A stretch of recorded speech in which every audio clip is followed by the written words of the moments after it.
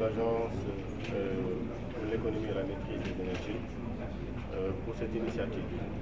prise de faire participer tous les Sénégalais, bien sûr en commençant par les administrations publiques, à ce travail extrêmement important pour la maîtrise des économies d'énergie. Il a été démontré que la facture énergétique de l'État s'est élevée à 71 milliards de francs CFA. Mais le constat est que les économies très importantes auraient pu être faites si, au niveau de toutes les administrations, des gestes simples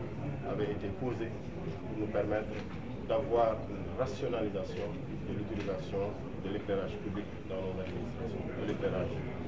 Et l'évaluation faite montre que sur la dernière année, les économies extrêmement importantes de 8,3 milliards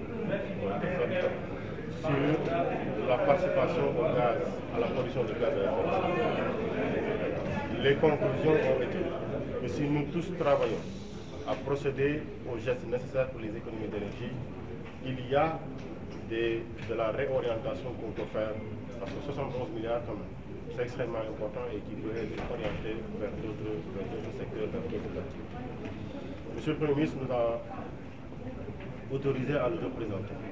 aujourd'hui ici pour lancer la campagne de communication, parce que nous avons vu les sportifs, les professionnels de la culture, les familles religieuses, les administrations, nous avons vu les ministères, nous avons vu le secteur privé, nous avons vu aussi les représentants des associations de consommateurs être prêts, tous à accompagner l'État dans cette promotion des économies d'énergie. Et il y a énormément d'actions à tenir, bien structurées dans le temps par l'agence, bien structurées dans la méthodologie et qui appellent à la participation de tous les Sénégalais. Je ne choisirai comme exemple que cette minute sans énergie qu'ils sont en train de promouvoir et pour laquelle toutes les autorités présentes ici, toutes les familles religieuses, tous sont prêts à participer et à demander aux Sénégalais de participer à cette opération quand elle sera rendue publique sur les minutes sans énergie. Le but, il est double.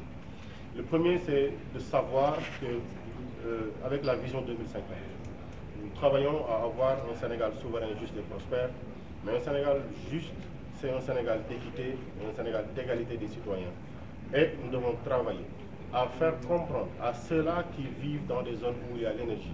qu'il y a quelque part des Sénégalais qui 7 jours sur 7, 24 heures sur 24, n'ont pas accès à l'énergie. C'est un bien qui irrigue notre vie, qui produit des effets sur l'économie, qui permet de travailler jusqu'à des heures tardives, qui permet d'avoir des économies d'échelle. Il y a des populations qui en sont privées, qui aujourd'hui n'y ont pas accès. Maintenant, faire comprendre à tout le monde que même si on en dispose, il nous faudrait peut-être nous mettre dans les conditions pour comprendre l'utilité qu'il y a à économiser. Cela nous pousse à promouvoir cette activité-là, à dire un jour, le doyen Mamadou de l'Ascosen, accompagné de toutes les autorités présentes, les forces armées, les familles religieuses, diront aux Sénégalais, nous voulons 10 minutes, 15 minutes, 30 minutes, ou dans les maisons, on allumera juste la lumière pour un lieu qui regroupera toute la famille. On baissera le téléphone, on se parlera en famille, mais on éteindra les lumières pour voir que vivent les populations, pour savoir ce qu'elles vivent ces populations-là qui n'ont pas accès à l'énergie. Mais également de dire,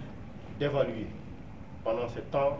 sans énergie, quelles sont les économies qui ont été réalisées. De pouvoir apprécier après les actions à tenir dans le temps pour nous permettre. Parce que la volonté de l'État, c'est que tout le monde ait l'accès à l'énergie. La volonté de l'État, c'est d'avoir l'accès universel en utilisant le mix énergétique et tous les moyens nécessaires. Mais il y a des étapes importantes à franchir. Ce qui n'est pas nécessaire n'est pas nécessaire. Et nous avons vu les hommes de l'art, de la culture dire qu'il faudra que nous tous nous mettions à essayer les gestes d'économie. Poser la main sur le contacteur, enlever une prise, éteindre une clim. C'est des gestes extrêmement faciles, parfois lourds à produire. Mais on a vu les conséquences qu'il y a à le faire. Et M. le Premier ministre nous engage avec l'AM, avec tous les partenaires, à travailler dans ce sens-là. C'était la raison fondamentale pour laquelle nous avons été là ce matin. Et nous remercions tous d'avoir été là et nous remercions aussi la presse d'avoir accompagné. Mais sur ce chemin-là, vous avez également un rôle extrêmement important à jouer. Et l'AME, nous-mêmes et tous ceux qui ont été présents comptent travailler avec vous pour cette promotion-là et pour les résultats qu'on espère. waaw li ñu fi andi tey mooy dañoo ñëw doxal si monsieur le Premier ministre jox lu continue mooy ñu ànd ak agence pour l'économie et la maîtrise des énergies ci liggéey ci wàllu yaxanal sunu énergie ndax seetlu bi mooy sunu administration li ñuy consommer ci énergie état di ko fay dafa bari bi ñu ko saytoo ci 2023 facture bi ñu ngi toll ci 71 milliards yoo xamante ni bi ñu seetloo ba seetlu mënoon na fa bañ a yegg ndax boo duggee ci suñu biir administration di nga fekk ku teg micro-ondes taal télé loolu liggéey di nga fekk ku ubbi frigo bàyyi noonu di nga fekk ku wàcc mënoon a fay lampe bañ ko fay ku wàcc mënoon a fay climatiseur du ko fay kuy dem pause bàyyi clim bi muy tàkk loolu lépp li mu jur mooy facture bi cher te yenn saa yi suñu xel li ciy nekk mooy comme jógewul sama poos ci poosu état la jógee sama yoon nekku ci mais sama yoon nag tas na dëkk yu bari sama yoon nekku ci tas na dëkk yu bari sama yoon nekku ci yàq na lu bari ci njëriñu askan bi moo tax suñu jotaay tay bi nekkoon ci ne naka la ñuy yeewaate suñu bopp ñun ñëpp ku ci ne dimbali sa morom ñu xam njariñ li nekk ci sakkanal boobu ci yaxanal ndax boo demee ci sa kër fekk lamp yuy tàkk wane nañ ko ku ci nekk yaa ngi sakkanal sa courant wala yaxanal sa courant ngir sakkanal sa poche waaye bu ñu ñëwee ci état dañuy jàpp ni comme état mooy fay yoonu kenn nekk ci waaye alalu buur wax yàqu la alalu ñëpp la moomeelu ñëpp nag ku ne da ci dugal loxoom ngir sàmm moo tax ñu ne nañ ko tàmbalee ci suñu administration publique ñu seetlu ñëpp ñu ciy liggéey association des consommateurs këru diine yi ministère yi partenaires le secteur privé ñëpp d'accord nañu ci ànd ak ñun ñuy félicité waat bu baax ci turu monsieur le Premier ministre agence bi nga xamante ni bii directeur général bi ma Ndiaye ñu koy jiite li ci nekk ci seetlu lu ñu war a def ñoom wax nañ ko tëral nañu programme boo xamante ni bii ci wàllu communication ci wàllu yeete dox dugg ci kër yi dem ci mbedd waxtaan ak nit yi bépp jotaay bu mu mën a yaatoo ñu teg ko pour yaatal waxtaan yi jëm ci wàllu yaxanal bii ñuy wax mais li ci am solo mooy bi ñu tëralee programme yëpp dama ci seet benn rek wax ñoom dañoo wax ni bis dina ñëw dinañ ñaan sénégalais yëpp ci Sénégal wërngal képp ku ci nekk nga mënoon a taal say lampe yëpp ñu ne la ñi ngi lay ñaan ngir li ñu bokk muy Sénégal te mosul nañu jël fukki minute simili wala fukk ak juróom wala fanweer ci suñu kër yi ñun ñëpp ñu wàcce suñuy lamp wut fu ñuy daje ci kër gi bàyyi fa benn lamp bu tàkk ci simili yooyu ñuy ñaan li ñu ci bëgg mooy ñu xamle ki jot ci énergie bi ci ferñeent yi ba mën a taal lamp na xam ni ci biir Sénégal am na dëkk boo xamante ni bi nit ma nga fay yeewoo bés bu mat sëkk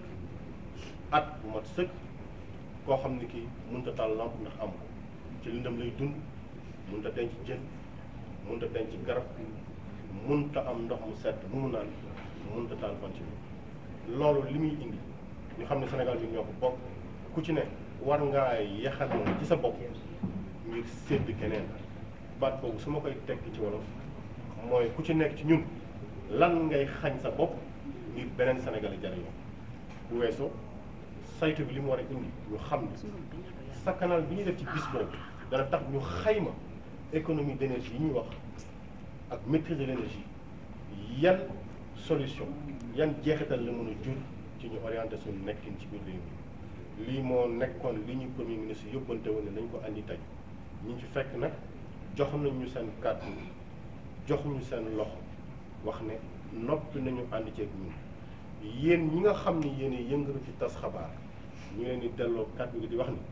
da ngeen cee am rôle bu important ndax wàll wi li ci ëpp communication moo koy def gannaaw agence bi am na rôle bu ngeen ci joué ñu ngi leen ci woo di yaakaar ne bu ñëpp taxawee taxawaay bi ñu war dana yegg fa mu war a yegg njariñ ñi ñu ciy yaakaar dana ñëw ñu jariñoo ko liñ ci war a dégg ci ay correction yu bokk defaloo ko asalaamaaleykum wa rahmatullah